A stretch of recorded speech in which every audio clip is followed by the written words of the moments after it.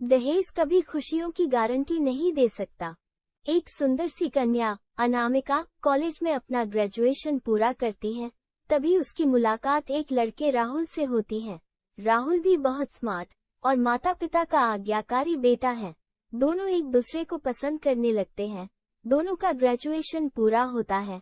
राहुल अपने शहर में जॉब करने लगता है और लड़की भी एक अच्छी जॉब कर रही है। दोनों ने निर्णय लिया कि अब माता पिता से शादी की बात करने का वक्त आ गया है। लेकिन परेशानी यह है कि दोनों की कास्ट अलग अलग है। अनामिका ब्राह्मण है और राहुल राजपूत। राहुल के समाज में दहेज बहुत जरूरी है, जो कि नग में होता है। उसके अलावा कई तरह के गिफ्ट्स और गहने की भी मांग की जाती है। राहुल ने अनामिका को ये स्थिति स्पष्ट की और कहा, घर वालों को मनाओ। अगर तुम सभी मांगे पूरी करवाती हो तो मेरे माता पिता तुम्हें पलकों पर बैठाएंगे। अनामिका ने अपने माता पिता से यह बात कही। अनामिका के माता पिता को ये बात पसंद नहीं थी, पर अनामिका की जिद थी कि अगर मुझे दहेज दोगे तो मेरी इज्जत बढ़ेगी। अनामिका के माता पिता सक्षम भी थे, बिना मांगे भी अनामिका को बहुत कुछ दे सकते थे, पर उन्हें इस तरह दहेज की मांग करने वाले लोग पसंद नहीं आ रहे थे।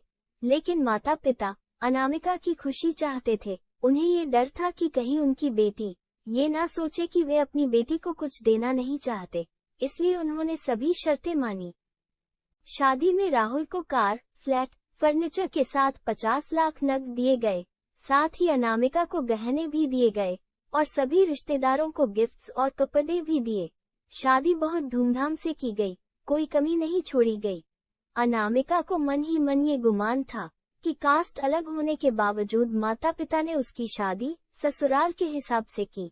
अनामिका को विश्वास था कि उसे बेटी बनाकर रखा जाएगा, उसे वही प्यार दिया जाएगा जो उसके माता पिता ने दिया, क्योंकि उसने अपने ससुराल का मान रखा है। अनामिका ने अपने घर से ससुराल विदा ली। ब्राह्मण कन्या राजपूत घर की बहू बनी। ससुराल में बहुत ज्यादा पर्दा प्रथा थी। बहू को मनचाहा खाने तक की स्वतंत्रता नहीं थी। कितनी भी भूख क्यों ना हो, घर की बहू सबके खाने के बाद ही खाएगी। यहाँ तक कि उसे घर के पुरुषों के सामने बैठने तक की इजाजत नहीं थी। अनामिका ने इस बात पर एतराज दिखाया, पर उसकी किसी ने ना सुनी। राहुल ने भी यह बोलकर मुंह फेर लिया कि यह तो परंपरा है। अनामिका को जो गुमान था वो धरा के धरा रह गया। उसे अपने माता पिता की बात याद आई। जब उन्होंने समझाया था तो वह उनसे बहुत लड़ी थी। उसने ससुराल में बात करने का फैसला किया।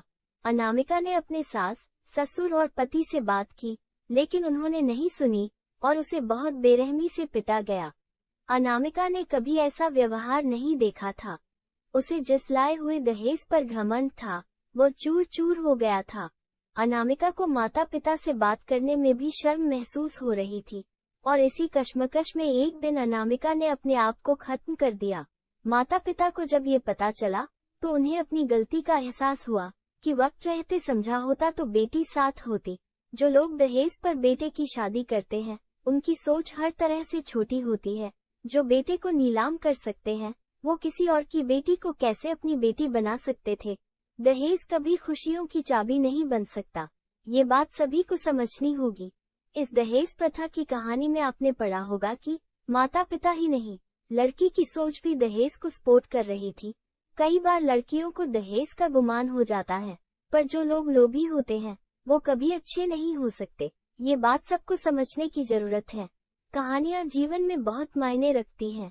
कई बार बड़ी से बड़ी डिग्री भी ज्ञान नहीं देती और एक छोटी सी कहानी जीवन बदल देती है। शिक्षाप्रद कहानी को आधार बनाकर अपने बच्चों को जीवन का सच्चा ज्ञान दे। आप इस कहानी के बारे में कुछ कहना चाहते हैं तो कमेंट बॉक्स में लिखें।